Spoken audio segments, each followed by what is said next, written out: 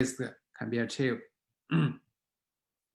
According to the results, the size of the data to be transferred from each CPE should be larger than 2 kilobytes.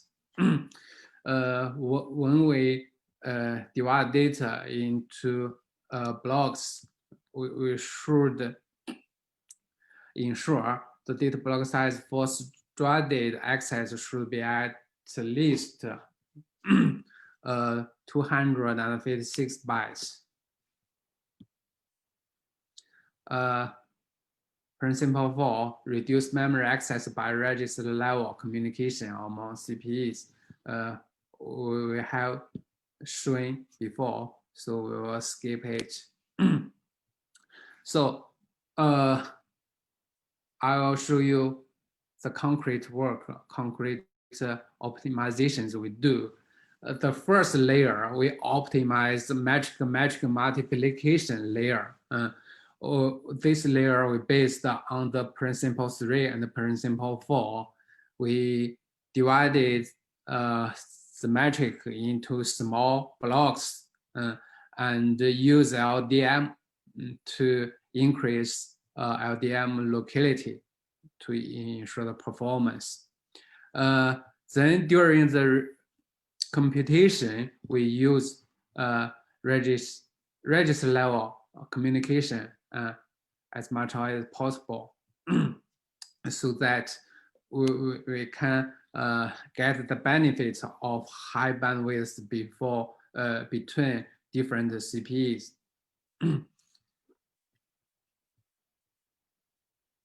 Okay, this shows how this is achieved.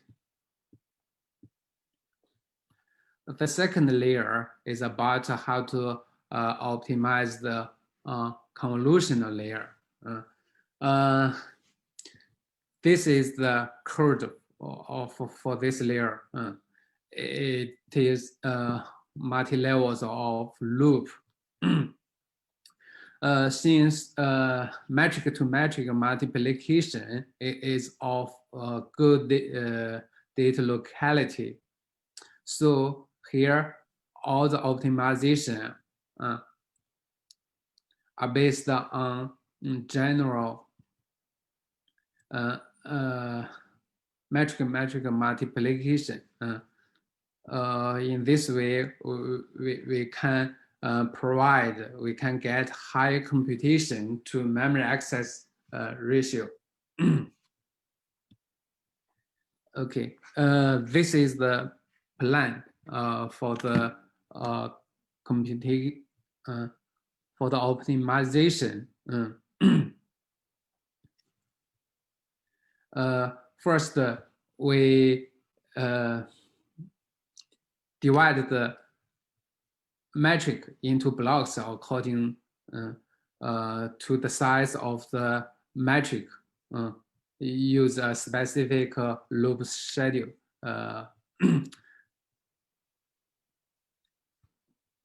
Then to ensure each time we can read as much data as possible, we use padded so that we can mapping virtual index to real index to avoid random memory access. This is the algorithm. Due to time limit, we will not go into details of it. For explicit GEMM plan, we must handle input-output channels less than 32.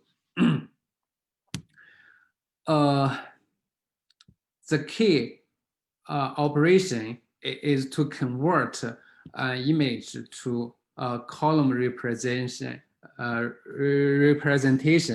and then we transfer it back. During this process, we need manipulate a lot of data.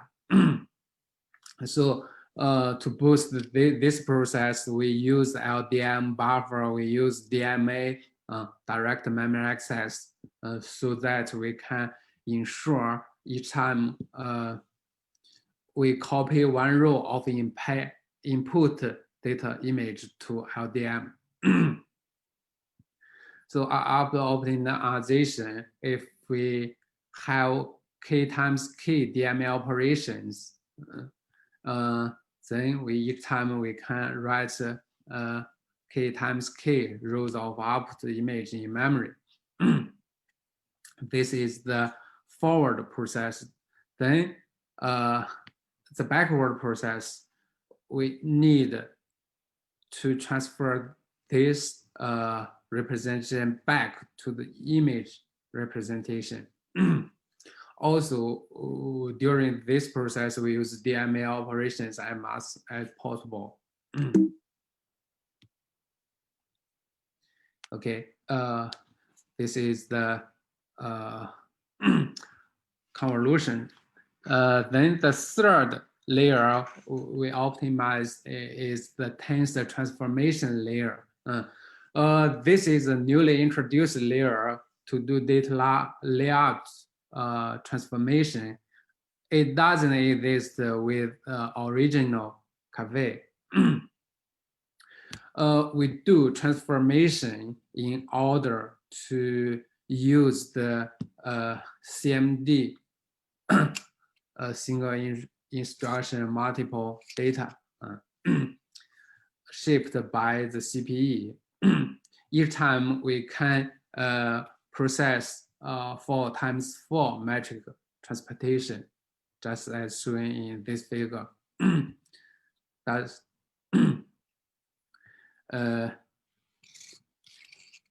the throughput of the computation increase.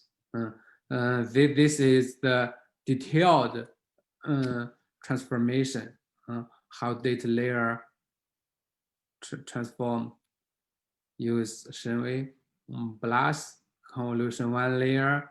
Then we use this translator to translate the data layout to layer 1, layer 2, to make the data layout locality friendly to the following layers. Okay, the fourth is a pooling or optimization. According to principle 3, we increase the continuous data size as much as possible for data blocks to make the data continuous stored in memory. Yeah. Then the whole system, we show how to use more computing nodes. Parallel SSDD, we use gradient descendant algorithm on processor K, so that we can scale the computing to multiple computing nodes.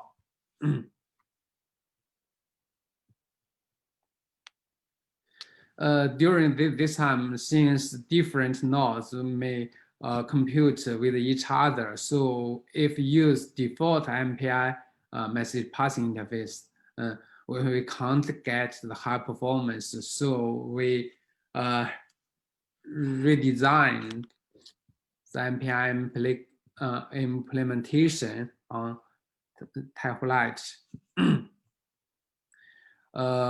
This is the original network design. So such design suffers from the oversubscription problem when there are multiple nodes communicating simultaneously. They can only use 1/4 of the 4 byte.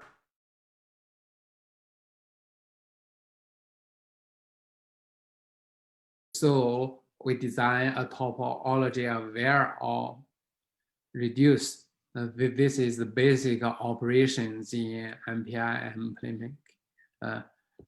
implementation. This is the original or reduced cost.